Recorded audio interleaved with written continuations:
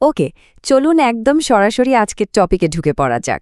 আজকের এই বিশেষ বিশ্লেষণে আমরা এমন একটা রোমাঞ্চকর ঘটনা নিয়ে কথা বলবো, যেখানে একটা আধুনিক কূটনীতিক সফরের হাত ধরে উন্মোচিত হয়েছে প্রায় 1000 বছরের পুরনো এক ঐতিহাসিক রহস্য। নেদারল্যান্ডস থেকে সম্প্রতি ভারতে ফিরে এসেছে বেশ কিছু প্রাচীন তাম্রলিপি, আর এই লিপিগুলোই আমাদের নতুন করে পরিচয় করিয়ে দিচ্ছে ভারতের এক সুপ্রাচীন এবং দুর্ধর্ষ সাম্রাজ্যের সাথে চোল সাম্রাজ্য। কিভাবে এই অমূল্য নিদর্শনগুলো ইউরোপে পৌঁছালো আর কিভাবেই বা সেগুলো দেশে ফিরে এলো, তার পুরো গল্পটাই আজ আমরা ধাপে ধাপে এক্সপ্লোর করব। আলোচনার শুরুতে একটা ছোট্ট রোডম্যাপ দিয়ে দিই। আমরা প্রথমে দেখব তাম্রলিপিগুলোর প্রত্যাবর্তন, এরপর জানব লেইডেন প্লেটের গোপন রহস্য, চোল সাম্রাজ্যের উত্থান, তাদের প্রাচীন নৌবাহিনীর আধিপত্য, আর্কিটেকচার বা স্থাপত্যের বিষয় এবং সবশেষে আধুনিক বিশ্বে এই ইতিহাসের আসল প্রাসঙ্গিকতা। প্রতিটি বিষয় আমরা একদম খুঁটিনাটি কভার করব। তো আমাদের প্রথম সেকশন, তাম্রলিপিগুলোর প্রত্যাবর্তন, একটা সাম্প্রতিক কূটনৈতিক ঘটনায় কিন্তু এই ঐতিহাসিক অনুসন্ধানের মূল অনুঘটক হিসেবে কাজ করেছে। চলুন দেখে নিই ঠিক কী ঘটেছিল। ব্যাপারটা শুরু হয় মে মাসের মাঝামাঝি। 15 থেকে 20 মে পর্যন্ত ভারতের প্রধানমন্ত্রীর একটা 5 জাতির সফর ছিল। এর মধ্যে 15 থেকে 17 মে তিনি ইউরোপের অন্যতম প্রধান ট্রেড হাব নেদারল্যান্ড সফর করেন। প্রায় 1.25 কোটি জনসংখ্যার এই সমৃদ্ধ দেশটির রাজা এবং রানীর সাথে প্রধানমন্ত্রীর যে ডিপ্লোম্যাটিক বা কূটনৈতিক সাক্ষাৎ হয়, তার পরপরই একটা টুইট আসে, আর সেই টুইট থেকে গোটা বিশ্ব জানতে পারে যে একাদশ শতাব্দীর চোল রাজবংশের সেই মহামূল্যবান তাম্রলিপিগুলো অবশেষে ভারতকে ফিরিয়ে দেওয়া হচ্ছে। আর সংখ্যাটা হচ্ছে ঠিক 24। হ্যাঁ, একদম ঠিক শুনছেন।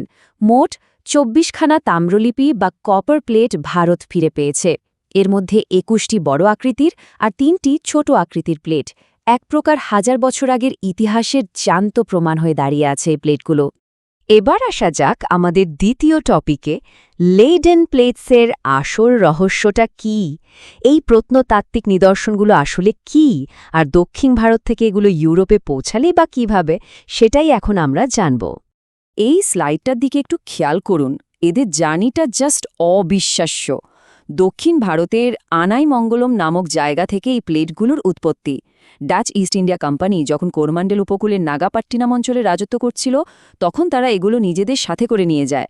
নেদারল্যান্ডসে ক্যাম্পার পরিবারের হাত ঘুরে এগুলো একসময় পৌঁছায় লেইডেন বিশ্ববিদ্যালয়ে, আর ঠিক সেই কারণে এদের নাম হয়ে যায় লেইডেন প্লেটস। দীর্ঘ সময় পর ইউনেস্কো এবং ভারত সরকারের কন্টিনিউয়াস কূটনৈতিক প্রচেষ্টার ফলেই এই মহামূল্যবান সম্পদ আজ দেশে ফিরেছে। এখন আপনাদের মনে হতেই পারে এগুলোতে আসলে লেখা কি ছিল। মূলত তামিল এবং সংস্কৃত ভাষায় খোদাই করা এই লিপিগুলোতে তৎকালীন প্রশাসনিক নিয়মকানুন, রাজ্যের সীমানা, ধর্মীয় রীতিনীতি এবং ট্যাক্স বা কর ছাড়ের একদম বিস্তারিত বিবরণ রয়েছে। দেখুন, সেই যুগে তো আর পার্মানেন্ট রেকর্ডের জন্য কাগজ ব্যবহার করা হতো না, তাই এই তামার পাতগুলো এক প্রকার স্থায়ী স্তম্ভের মতো কাজ করত, যাতে যুগের পর যুগ ধরে সমাজের আইন এবং শাসন ব্যবস্থা অবিকৃত থাকে। এই প্লেটগুলোর পেছনে লুকিয়ে আছে একটা বিশাল ইতিহাস। চলুন এবার একটু ফ্ল্যাশব্যাক করে সেই মহান চোল সাম্রাজ্যের উত্থানের গল্পটা জেনে নিই।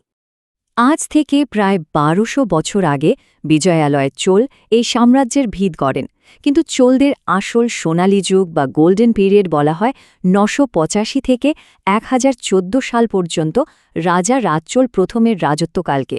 এরপর তার সুযোগ্য পুত্র রাজেন্দ্র চোল প্রথম এই সাম্রাজ্যের সীমানা আরও বহু দূর পর্যন্ত বিস্তার করেন।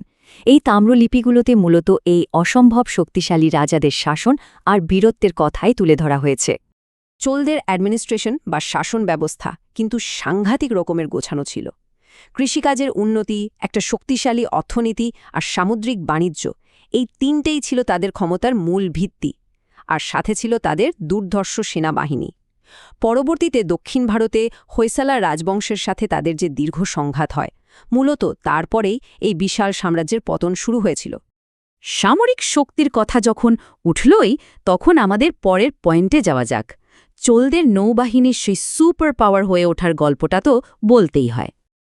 আপনাদের কি একবারও মনে হচ্ছে না যে আজ থেকে 1000 বছর আগে একটা সাম্রাজ্য কিভাবে মাল্লাক্কা প্রণালী এবং তার আশেপাশের বিশাল সমুদ্রপথ কন্ট্রোল করত? ঔপনিবেশিক আমলে ব্রিটিশরা একটা মিথ ছড়িয়েছিল যে ভারতীয়রা নাকি সমুদ্রযাত্রায় ভয় পেত। কিন্তু চোলদের এই ইতিহাস সেই ফালতু ধারণাকে পুরোপুরি ধূলিসাৎ করে দেয়। আর এই প্রমাণটা লুকিয়ে আছে এই বিশাল সংখ্যাটার মধ্যে ১.৫ লক্ষেরও বেশি। জাস্ট ভাবুন, ১.৫ লক্ষ সৈন্য।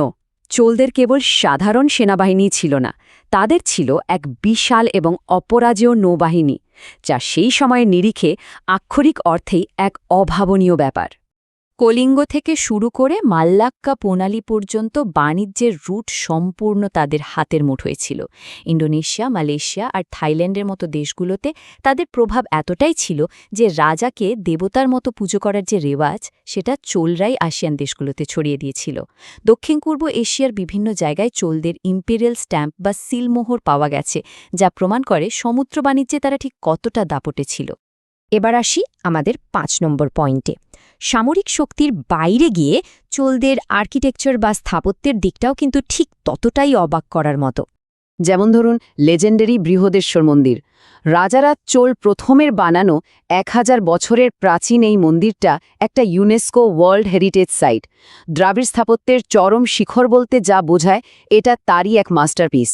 সে যুগের রাজারা খুব ভালো করেই জানতেন যে মানুষের জীবন ক্ষণস্থায়ী, কিন্তু এই ধরনের মহাকাব্যিক স্থাপত্য তাদের লিগেসিকে যুগের পর যুগ বাঁচিয়ে রাখবে।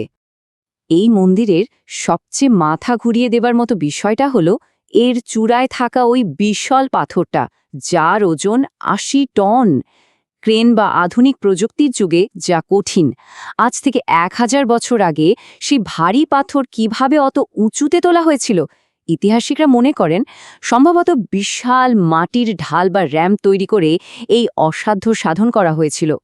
আর এই চমৎকার মন্দিরটাই তুলে ধরে তাদের শৈল্পিক শ্রেষ্ঠত্বকে। একটা মাত্র পাথর কেটে তৈরি বিশাল নন্দী মূর্তি, ব্রোঞ্জের নিখুঁত নটরাজ মূর্তি, মন্দিরের ভেতরে রাজা রাজ চোলের ফ্রেস্কো চিত্রকর্ম, সব কিছুই তাদের সংস্কৃতির গভীরতাকে প্রমাণ করে। এই শিল্পকলাই কিন্তু পরবর্তীতে গঙ্গাইকোন্ডা, চোলপুরমের মতো আরও বিশাল সব মন্দির নির্মাণের রাস্তা তৈরি করে দিয়েছিল। দেখতে দেখতে আমরা আলোচনার একেবারে শেষ পর্যায়ে চলে এসেছি, আধুনিক প্রাসঙ্গিকতা। প্রাচীনকালের এই ইতিহাস আজকের জিওপলিটিক্স বা ভূ রাজনীতিতে ঠিক কতটা রেলেভেন্ট, চলুন দেখে নিই। প্রাচীন চোল নেভির সাথে আজকের গ্লোবাল সুপারপাওয়ারদের কিন্তু দারুণ একটা মিল আছে। নিরপেক্ষভাবে দেখলে বুঝবেন, নৌশক্তিই হল বিশ্বজুড়ে প্রভাব বিস্তারের আসল চাবিকাঠি। ১০০০ বছর আগে চোলরা যেভাবে মাল্লাক্কা প্রণালীর নিয়ন্ত্রণ করে বিশ্বে আধিপত্য বিস্তার করেছিল, ঠিক একইভাবে আজ আমেরিকা, ব্রিটেন বা চীনের মতো আধুনিক রাষ্ট্রগুলো তাদের নৌবাহিনীর মাধ্যমে গোটা বিশ্বের বাণিজ্যে দাপট বজায় রেখেছে। কনসেপ্টটা কিন্তু সেম। অতীতের সাথে বর্তমানের কানেকশনের আরেকটা দারুণ উদাহরণ হল সেঙ্গল বা রাজদণ্ড। চোল সাম্রাজ্যের ন্যায় বিচার ও শাসনভার হস্তান্তরের এই পবিত্র প্রতীকটিকে সম্প্রতি ভারতের নতুন সংসদ ভবনে স্থাপন করা হয়েছে।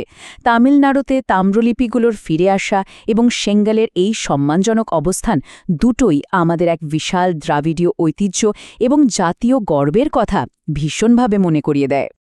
তো একদম শেষে এসে আপনাদের কাছে আমার একটা প্রশ্ন।